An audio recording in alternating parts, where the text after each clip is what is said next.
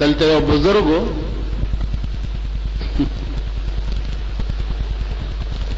راوسته چا مېلمه کړو نو زم بوتلم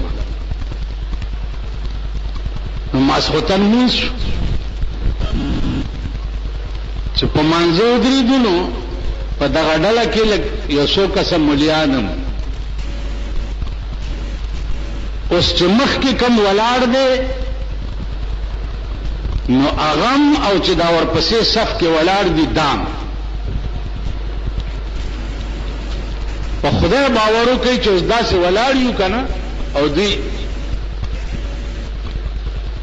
دغه چل کوي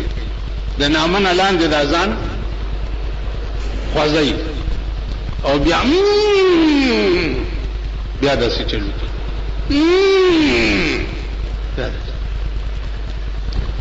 ما سلام وګرځولو کېناست چې مونږ شنو ایو ما ته ویلي تا خو مونږ نه کو ماله ګډېدل نه راتله ګډېدل نه راتله نو ځکه مې مونږ نه کو چې ګډا زده کړم هغې نه پس به بیا مونځ دا تاسو څه کو د خدای په قهر واورئ بیړم غر کشه تاسو د دین نه څه ماحول جوړ کړی دی موږ دې ته چې پکې ګډېږه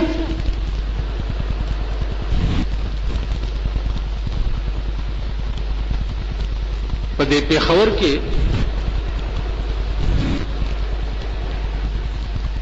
د خاریانو کې دا رواج و چې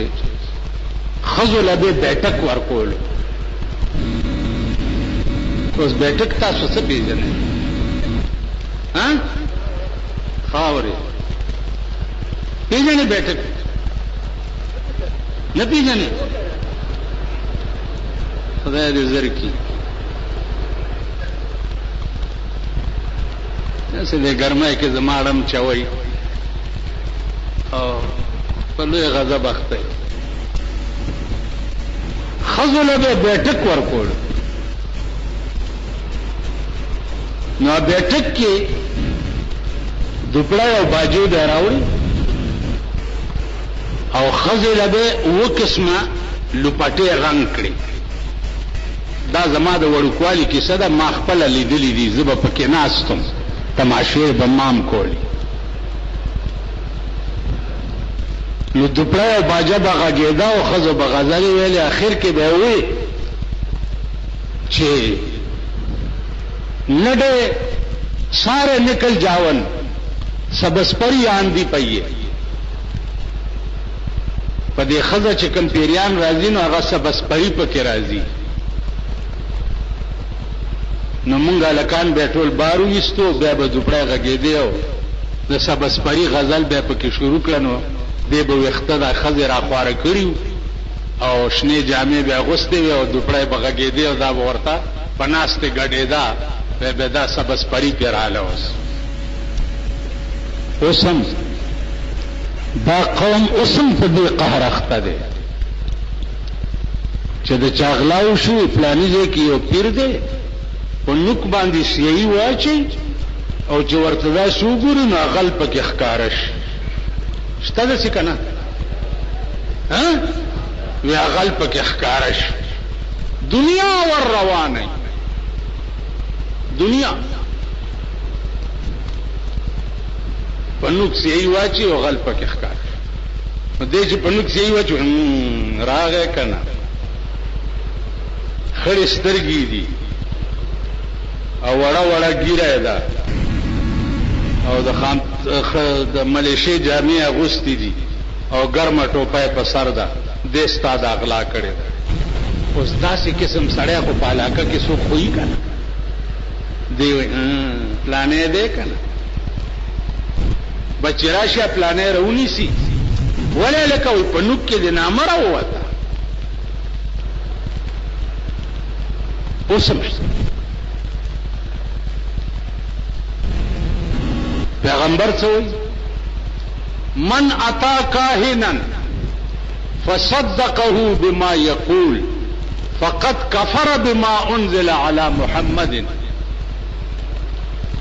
څوک چې پالګر تراغه او داغه په خبره د یقین وکړو نو د کافر شو پاغه قران چې کوم په محمد نازل شوی.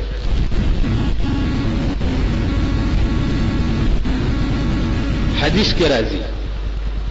که یو سړی دا وایي چې زه د په خبره عمل نکوم اسی ګورم چې دې څه وایي چې دا اصل لاس ورته وخی د دې سړی یو عبادت سلوخ تر دې د الله په در کې به نه قبلي. نن دنیا وګورئ د پیښور کې ګرځي په هر دیوال باندې لیکلي مشهور نجومی کے کرشمے ہاتھ دکھا کر دل کی حالت پوچھے لا سخایا او د زړه حال بدرته نجومی وي. ټول دیوالونه لړلې دي او دغه نجومیانو ته دنیا ور روانه. د رسول الله صلی الله علیه وسلم نه د الله سره لوی سره وو پیدا بشي اغلب چې کومه مسله رااله کومه مسله براله خلق رااله یا رسول الله دا نور په یو حال دی او میاش کله ورشي او کله لويش. پیغمبر وی دا د اسمان خبره ده خدای به کوي. پاس نه خبر راغې چې يسالونك عن الاهله قل هي مواقيت للناس والحج. د سپوږمۍ پوښتنه درنه وکړه دا وړه او لوی دې لپاره کیږي چې د میاشتو د کلونو حساب ته تاسو لګو.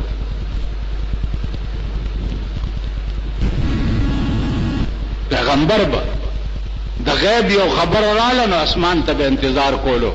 او د اسمان نه به خبر رااله.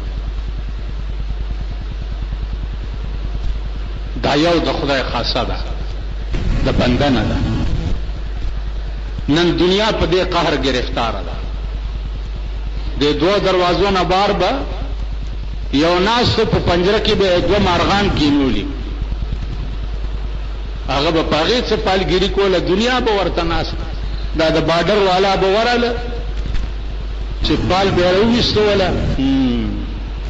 ډېر زر به جمعدار شي هغه به نور پیسې ولا ورکی چې صوبیدار کېږم بکړه دغه دا بارډر او ملیشي ولا کمقل خودي کا په دې قهر دنیا گرفتار ده. ورس چې تیریږي د پیغمبر یو خبره رښتیا کیږي. صحابه ته وي چې داسې وخت براشي چې سحر به یو سړی مسلمانی او ماخام به کافری. سحر به مسلمانی ماخام به کافری. ماخام به مسلمانی او سحر به کافری. نن هغه وخت هر ادا د ملک چې دا هغه داسې وشي سړی نه چې سحر مسلمانی ماخام کافر شي ماخام مسلمانی سحر کافر شي. دیو جنا لک سوچ په خپلم کوي لک سوچ تاسو په ایمان وای باځي سره ما تراشي سلو روپو لوټ راو باسي وای دا والا جی دعا راکاو کا ما خدای دې بنیاد وباسه چې ما تاسو له روپو ته لاسونی وو نو زما دوا به پتاولږي څنګه. دعا خو هغه لګي چې ته خبرم نه یو زه درته وکم تا ته پتم نه یو زه درته وکم هغه دعاګانې لګي. دا ښکارا دعاګانې چې دي دا ریاکاری ده. دا هغه دعا ده لکه په مړي کې اسقاط ډېر جوش سره ویشلې او په قبر مولا ودرېږي چې دعا وکړي چې خدای دې مړي لا ته واړه جنت ورکړي. اوس کل بلا ته جنت دی نو یو مولا ته مې چې کور دوران شه چې ته واړه جنت دې بلا په 10 روپے ورکړه نو موږ به کوم خواځو لک سړی توپ خو زده کا او لک د دوا چل زده کا د دعا چل زده کا خدای ته واړه جنت راکړي. دا سستا د پلار ټیکا دا چې ته واړه جنت تعالی درکړي. رسول الله صلی الله علیه وسلم په زمانه کې یو صحابي به دعا کوله چې خدای په جنت کې خي طرف ته هغه سپینه ماڼۍ چې دا غما تراکي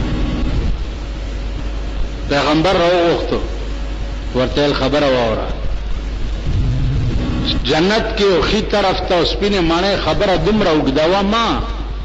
دومره دعا کوه چې خدای جنت ته مې ورننه باسي چې یو ځل ورننه وتی هر څه ستا دي بیا دا دننه تله چې دي دا کارې دارد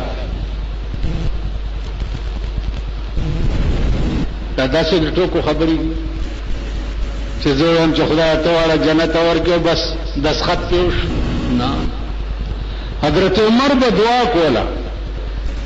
دې تم سوچ وکړئ دعا به چې کوله نو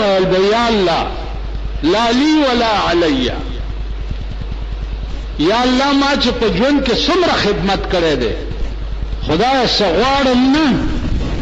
خو چې خالی راته څه ونه وي چې پرې مې دي جنتونه نه غواړم او نه حورې غواړم نه غلمانان غواړم خو خالی چې راته څه ونه وي دعا دا کوه چې یا الله د خپل قهر نه مې بچ کا خدای د خپل گرفت نه مې بچ کا جنتونو خبرې رستو دي نو عزیزانو مولانا روم مثنوی لیکل شروع روم بنے شعر داد چې بشنوزانے چو حکایت میں کند بشنوزانے چو حکایت میں کند وز جدائی ہا شکایت میں کند دیڑوں بنے شعر وی واورا د شپېلې د आवाज شپېلې پیژنې شپېلې پیژنې خپې جنې کړي غوړې بدیمی دا خو پیژنې هر سړی بشنوزانے چو حکایت میں کند والجدائی ہا شکایت میں کند د شپېلې د आवाज واوره چې دا څه وایي اوس مونږ خو په ظاهر د شپېلې د आवाज نه شیطانی خوندونه الو کنه مولانا روم وایي د شپېلې د आवाज چې دی دا د شپېلې جړا ده دا جاری شپېلې د درمې نه جوړه شوی او درمه چې دا هغه یو باغ وی د درمو نو دا شپېلې په هغه درمو باغ پسې جاری چې خدای د خپل عزیزانو نه دی را کټ کړم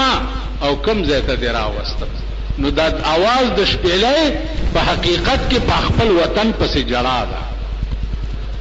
تشبیه دا ورکړی د مولانا روم چې زمون په بدن کې روح چې ده دا زمون خبرې زمون خندا زمون جړا دا ټول سيزونه زمون د روح جړا ده پس پسې په عالم ارواح پسې عالم ارواح د الله د رحمت زیو نو دا روح ورپسې جاری چې خدای کم ځای نه دی راوستم او پس مردار بدن کې دی ورننه استعمال دا ستاسو خبره اترې چې دی دا د روح جړا ده خیر دا د تصوف خبرې دي او د حال خبرې دي په دې خلک صفي چې مثنوی مولانا روم څه شی لیکلی دی او دې کې څه شی دی والله العظیم کدا خلق په خبرم په ایمان درته تاسو په دې یو ملي رحمان بابا نه خبر چې تاسو د کلی او د وطن سره و دنه نه خبر چې دا څوک او دا څنګه سره و خو چرته دم ګوري رحمان بابا ربای بو یو تاسو له خوندر کې په دې ډبې نه یې چې رحمان بابا څوک څه سره اسمان سره کوم تعلق زمکه سره کم تعلق په دې فضا کې کم تعلق خبرم نه د پښتو دې سره والله کتا سو پیژنې دال پورا حافظ صاحب والله کتا سو پیژنې خوشحال خان خټک قسم په خدای کتا سو پیژنې کتا سو د رحمان بابا د یو شعر ترجمه دې ټول پښتون دنیا وکړه بغیر دا خلکو نه چې چا پښتو ادب ویلي راشي زما په دا مخ دی یو شعر دا غټ غټ پښتانه چی دا شناغر دا خلک ځان ته وای مینګه پښتانه مینګه څوک مینګه پښناغر کې یو شعر و ما د دې شعر څه مطلب دی د پښتو دې کنه دی ویل مینګه پښتانه خو نه پوي نه تاسو د کومه پښتانه د بړو جوړاګانی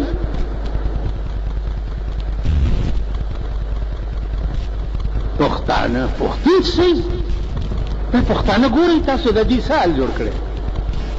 او د خدای د عذاب په ځان ګوري څه عذاب در باندې راټیټ کړي خزمم اورو ته پلان کې ولاړی کني خز بچیمم اورو ته پلان کې ولاړی عمر لا بخاورز نه ګوري عمر سو پورې چې تاسو رهبر نه کتلې چې اسمان سره لگاو جوړ دي او تاسو خاورز وکړه نو زما په دې مخ ته پښتون قوم رهبر نشته بالکل د دې مشر نشته کوم مشران کم تیر دي دي چې پوېږي نه دوی یې پیژني نه دوی ته واقف نه نو عزیزانو عرض میں داو چې لږ سوچ ځان کې پیدا کړئ لږ فکر وکړئ چې زمونږ څه کوو ته زمونږ سال دی خبرې زمونږ د سړیتوب نه دي ګرځېده زمونږ د سړیتوب نه دي ناسته زمونږ د سړیتوب نه ده مړی زمونږ د سړیتوب نه دی واده زمونږ د سړیتوب قسم په خدای وای نواز شریف آرډر کړی دی چې په واده کې به وریجې نه پخوي د نواز شریف کپاره وخورم اوس خو ټوله دنیا پخوي یو تانې والان پرې رانغی چې دا دیګونه تي یوسي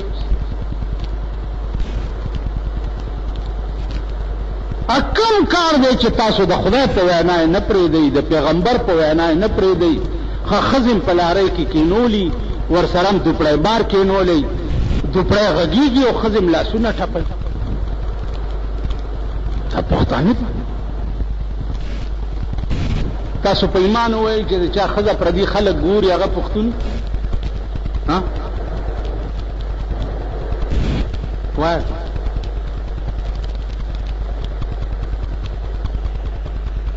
بس